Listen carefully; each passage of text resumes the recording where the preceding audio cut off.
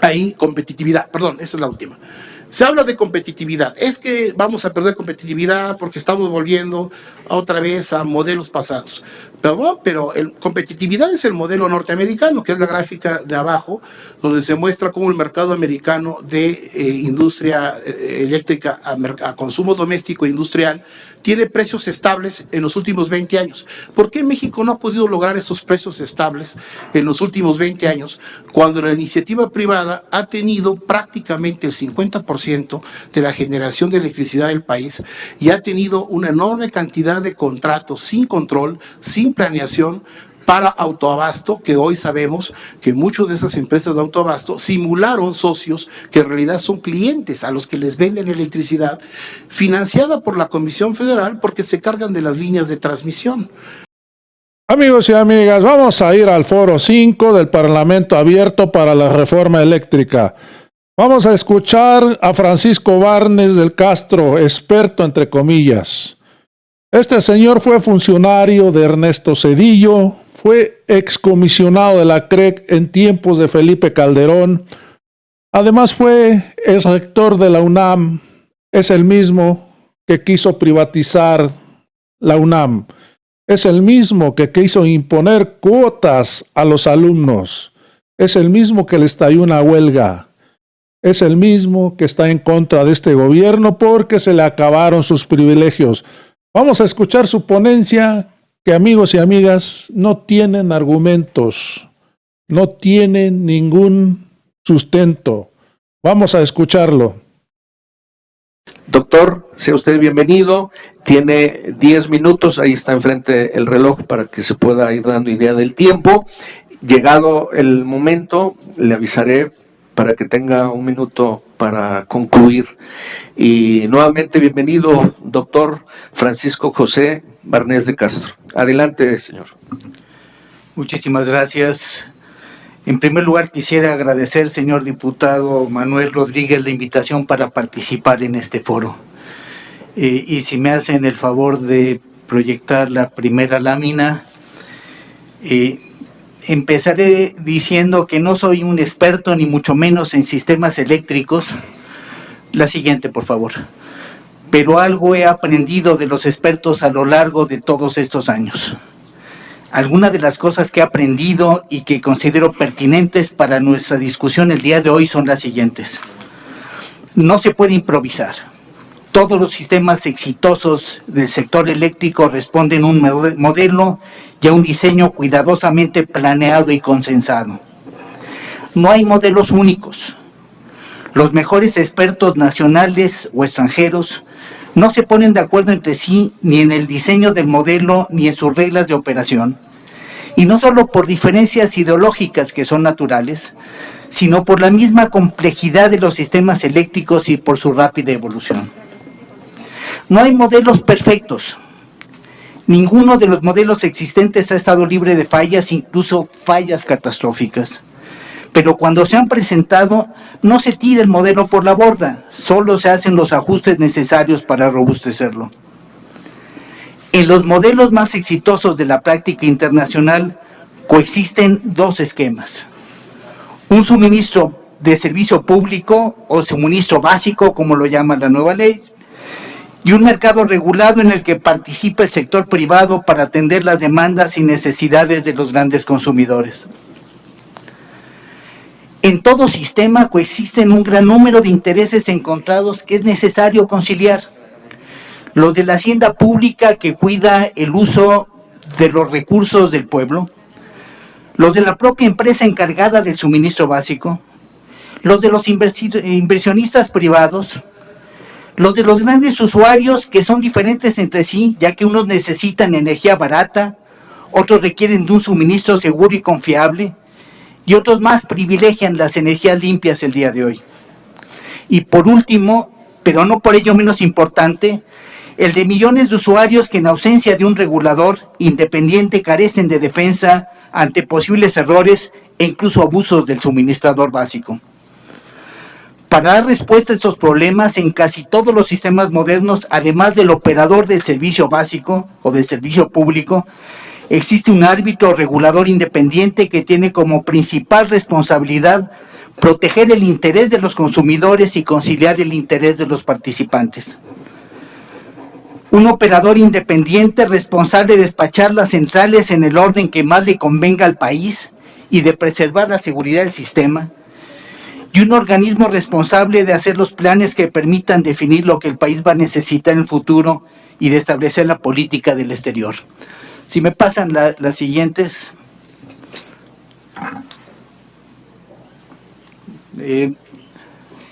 La siguiente. Hay dos factores que imponen la necesidad de revisar una y otra vez las reglas de operación de los sistemas eléctricos, por lo que su marco jurídico requiere gran flexibilidad. Los grandes avances de la tecnología que alteran de manera continua la conformación y la operación de los sistemas eléctricos y la imperiosa necesidad de detener el cambio climático que está obligando a todas las naciones del mundo a tomar medidas cada vez más radicales para sustituir las energías fósiles con energías limpias. Regresar a un modelo que pudo haber sido exitoso hace 60 años y dejarlo firmemente amarrado en el marco constitucional sería un gravísimo error de consecuencias incalculables. Significa encerrarlo en una caja fuerte que requiere de la mayoría calificada del Congreso para poderla volver a abrir. Siguiente, por favor. A continuación expongo 10 razones por las que no debe aprobarse la iniciativa de reforma constitucional. Primero, la respuesta es mucho más restrictiva para la participación del sector privado que el existente antes de la reforma anterior, sin que haya ningún estudio serio que demuestre que la inversión privada en este sector daña la economía nacional o perjudica a los usuarios, y hay muchos estudios que demuestran lo contrario. Segundo, cancela el derecho de los usuarios calificados de contratar y recibir electricidad de otras fuentes de suministro diferentes a la CFE, lo que necesariamente va en detrimento de la competitividad de la industria nacional.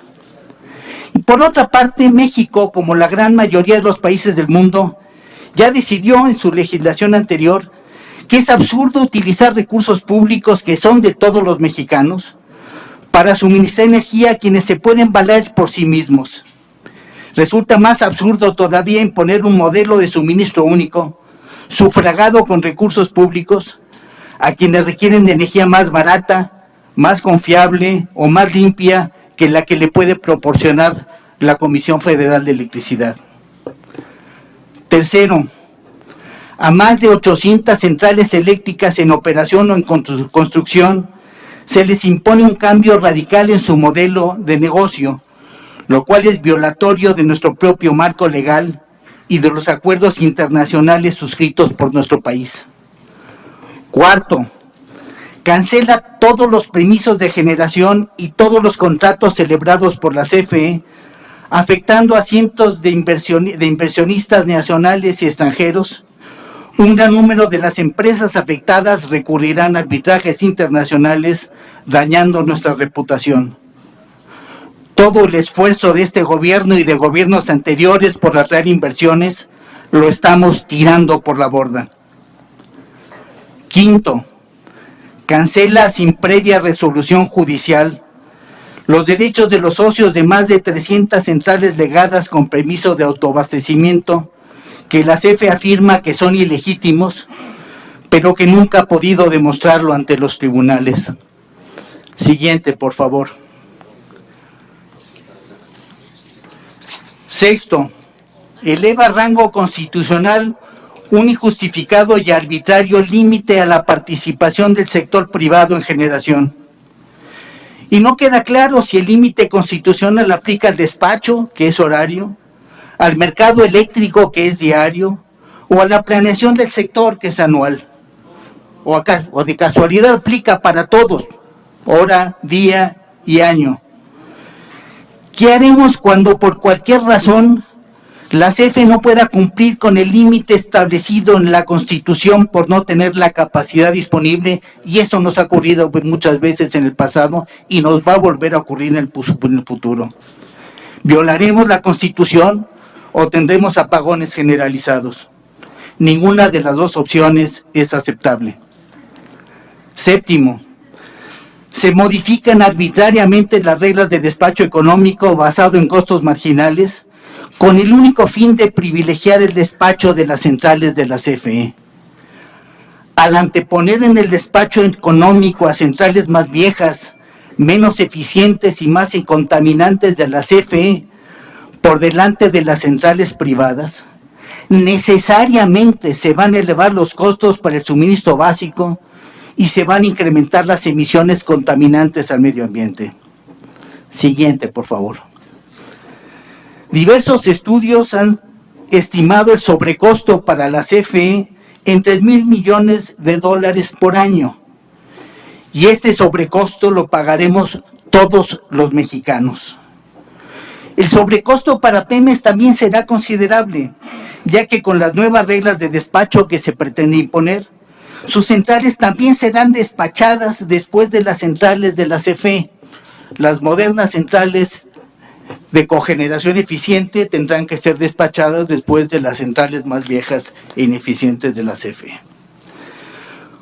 Como un pequeño ejemplo de lo que puede pasar, el despacho de la central de Petacalco con combustóleo, como se hizo el año pasado y que sería la norma futura, implicó la emisión de 1,000 toneladas diarias de óxido de azufre, los que se convierten en la atmósfera en 1,200 toneladas diarias de ácido sulfúrico, que terminan depositándose como lluvia ácida, dañando la salud de la población y el medio ambiente. Siguiente. Va a ser imposible que cumplamos con las obligaciones legales y nuestros compromisos internacionales en términos de emisión de contaminantes a la atmósfera, de reducción de emisiones de gases de efecto invernadero y de participación de energías limpias. No los estamos cumpliendo ahora, mucho menos cuando los más de 13,000 megawatts de centrales eólicas y solares del sector privado sean despachados después de las centrales más ineficientes y contaminantes de la CFE. Noveno, le otorga a la CFE plena autonomía para fijar los precios de electricidad, para autorregularse y para regular a los demás participantes, sin ninguna otra participación y sin contrapeso alguno de otros agentes del propio Estado mexicano. En ninguna otra actividad en las que participa el Estado se le otorga plena y total potestad a la entidad responsable, ni siquiera a las universidades públicas autónomas. Y décimo, es importante resaltar que ninguna otra de las actividades esenciales asumidas por el Estado, como son la seguridad, la salud y la educación de todos los mexicanos, se restringe la participación del sector privado como se pretende hacerlo ahora con el sector privado.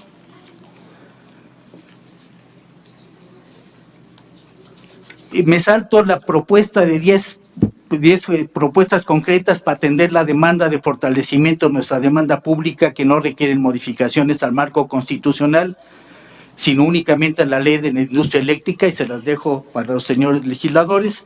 Y quisiera terminar con la última lámina. La reforma al marco constitucional propuesta por el Ejecutivo debe ser rechazada en todos sus términos por el grave daño que causaría al sector eléctrico, a la propia CFE, a las finanzas públicas, a la confianza de los inversionistas y a la economía nacional. La mayoría de los reclamos atendibles que en su momento ha planteado la CFE pueden y deben ser atendidos a través de modificaciones a la ley de la industria eléctrica. Muchas gracias por su atención. Gracias, doctor Francisco Barnés de Castro, por su participación.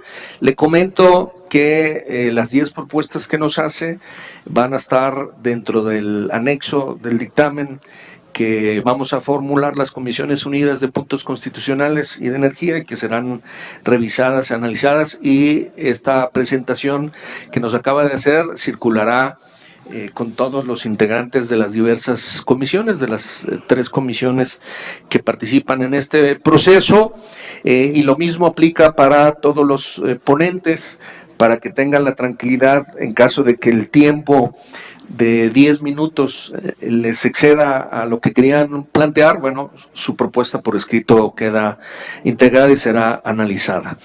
Y bien, a continuación escucharemos a Humberto Morales Moreno, a favor. Él es licenciado en Humanidades, Historia, y maestro en Historia Económica por la Universidad Autónoma Metropolitana Unidad Iztapalapa. Doctor en Historia y Relaciones Internacionales por la Universidad de París. Presidente del Instituto Latinoamericano de Historia del Derecho, miembro de la Academia Nacional de la Historia y Geografía auspiciada por la UNAM, coordinador del Centro de Investigación de Historia Económica y Social, Centro de Estudios Estratégicos, BUAP, e investigador nacional SNI, CONACYT. Adelante, doctor Humberto Morales Moreno, tiene usted 10 minutos, el reloj lo tiene enfrente para que se vaya guiando. Adelante, bienvenido. Muchas gracias, señor diputado, por su acogida en este foro, en la mesa 5, que trata sobre el papel del Estado en la generación de electricidad y la participación del sector privado. La primera idea que quiero manejar, no sé si quieran proyectar las láminas que traje, es la idea de que históricamente el periodo anterior a la fundación de la Comisión Federal de Electricidad fue un periodo en el que el mercado eléctrico mexicano estuvo dominado básicamente por dos oligopolios. La concentración oligopólica del mercado obligó al Estado revolucionario a partir de 1926 a crear el primer órgano regulador de la energía eléctrica, una comisión fundada el 30 de abril del 26, con la idea de poner orden en un mercado eléctrico que al estar en manos privadas y oligopólicas, pues no estaban atendiendo las necesidades crecientes de una demanda nacional a la medida que el país se estaba urbanizando y evidentemente estaba creciendo la población nacional. De tal manera que históricamente México ha caminado, no sé por qué no se proyecta mi proyección, la lámina 2, por favor. Bueno, si le pueden poner el modelo pantalla para que se pueda, exacto. Básicamente el Estado mexicano ha tenido 4 etapas históricas de modelo de concesión y contrato en materia energética. La etapa más, digamos, pues más popularizada, más conocida como la etapa del desarrollismo, la etapa de oro de las grandes paraestatales mexicanas, que va del 40 al 82 del siglo pasado, fue la etapa de la administración directa, ganancias y pérdidas, donde el Estado mexicano fue gestor y propietario de las obras. Una segunda etapa que es más larga, que empezó en el año 1880 y abarcó hasta los años 40 del siglo XX, fue la expansión del contratismo. El contratismo es un modelo en el que el Estado es dueño de una obra y conserva el beneficio del producto de la misma, pero encarga su producción a una empresa privada. En el tercer modelo, que es la concesión propiamente dicha, que es de origen porfirista, que viene del 80 hasta el año en que se fundó la Comisión Federal, el Estado permitía la explotación de un bien o un recurso natural a una empresa privada con tal de que generara riqueza en áreas donde el Estado no tenía la experiencia para hacerlo. Con frecuencia, las concesiones vinieron acompañadas de subsidios fiscales o subvenciones de inversión, como fue el caso de los ferrocarriles y el negocio eléctrico. El tercer modelo se llama construcción especulativa, que esto es típico de los países anglosajones, donde el Estado no invierte capital alguno, pero sí le permite a una empresa privada que pueda construir obra pública, de tal manera que la empresa después se la vende al Estado. Esto es típico en los Estados Unidos y en los países anglosajones. Y por último, con la reforma eléctrica del 2013, se regresó a un modelo neoporfirista de concesión disfrazada de contratismo, es decir, volvimos al pasado, es decir, volvimos otra vez a convertir el negocio energético y en particular la electricidad como una concesión disfrazada a través de contratos. Históricamente también hay que decir que el nacimiento de la Comisión Federal, la tercera lámina, el nacimiento, uy, está muy chiquito. Bueno, lo que trato de explicar en esa lámina es que el nacimiento de la Comisión Federal tuvo por objetivo, por primera vez, utilizar el concepto de servicio público para la electricidad. Es decir, la idea era que la empresa del Estado cubriera la creación de un sistema eléctrico nacional que no existía y que el servicio público realmente garantizara darles ese servicio a una población marginada, alejada, de origen rural, a la que las empresas privadas no habían querido llegar a lo largo de la historia. En la siguiente lámina hablo un poco de ¿qué pasa con la nacionalización? Porque es parte del debate de hoy. Bueno, la nacionalización de 1960 tuvo por objetivo básicamente recomprar acciones de las empresas monopolistas, las cuales ya no veían el negocio claro en México, porque en primer lugar era una etapa de grandes descapitalizaciones de estas empresas, estaba un proceso de reconversión industrial, sobre todo en Norteamérica, en Europa, después de la Segunda Guerra Mundial, y por lo tanto muchas de estas empresas ya no veían muy rentable seguirse expandiendo en México, tomando en cuenta que la Comisión Federal ya estaba ganando terreno como empresa generadora de electricidad. La nacionalización del 60, que es el decreto del presidente López Mateos, en realidad tenía por objetivo no expropiar, sino comprar las acciones y reorganizar el mercado eléctrico nacional, dándole a la Comisión Federal a nivel constitucional un papel de servicio estratégico para la nación. De tal manera que las presiones neoliberales que se van a desatar a partir de los años 80. En América Latina empezó siendo la dictadura militar en Chile, la primera, que inició un proceso de privatizaciones forzadas del mercado eléctrico. Fue también terrible para la Comisión Federal, porque a partir de la etapa neoliberal, pues las concesiones privadas que se empezaron a generar, sobre todo con la ley de Salinas del año del 92, fue que los particulares no solamente podían participar en el mercado eléctrico, sino podían exportar sus excedentes de producción, y se le dio prioridad a crear empresas de autoabasto. De tal manera que cuando se creó la Comisión Reguladora de Energía en el año del 99, prácticamente entre el 99 y el 2003 hasta el 2014, más del 70% de los permisos que se otorgaron en el país para generar electricidad fue a compañías de autoabasto, con lo cual demostramos que históricamente la participación del sector privado en la industria eléctrica fue esencialmente especulativa. Es decir, si me pueden proyectar la penúltima, donde está una gráfica, porque creo que esto es bien interesante, vámonos al final. En esta gráfica.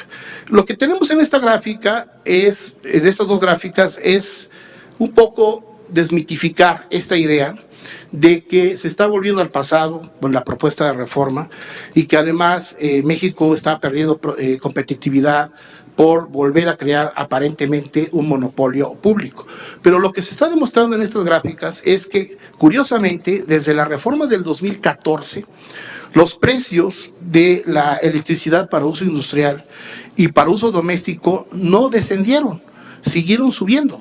Es decir, la pregunta es, ¿en qué se beneficiaron los mexicanos con la reforma del 2014 si los precios de venta de electricidad no disminuyeron, por ejemplo, como el modelo americano? Si vemos la siguiente gráfica, la última, ahí competitividad, perdón, esa es la última. Se habla de competitividad. Es que vamos a perder competitividad porque estamos volviendo otra vez a modelos pasados. Perdón, pero competitividad es el modelo norteamericano, que es la gráfica de abajo, donde se muestra cómo el mercado americano de industria eléctrica a consumo doméstico e industrial tiene precios estables en los últimos 20 años. ¿Por qué México no ha podido lograr esos precios estables en los últimos 20 años cuando la iniciativa privada ha tenido prácticamente el 50% de la generación de electricidad del país y ha tenido una enorme cantidad de contratos sin control, sin planeación, para autoabasto, que hoy sabemos que muchas de esas empresas de autoabasto simularon socios que en realidad son clientes a los que les venden electricidad financiada por la Comisión Federal porque se cargan de las líneas de transmisión? Pues claro, ¿cómo vamos a tener competitividad? Por eso los precios no bajan, pues porque Comisión Federal tiene que salir a comprar energía de una gran cantidad de empresas privadas a las que se les otorgaron permisos de manera irresponsable y que han especulado con los contratos concesión.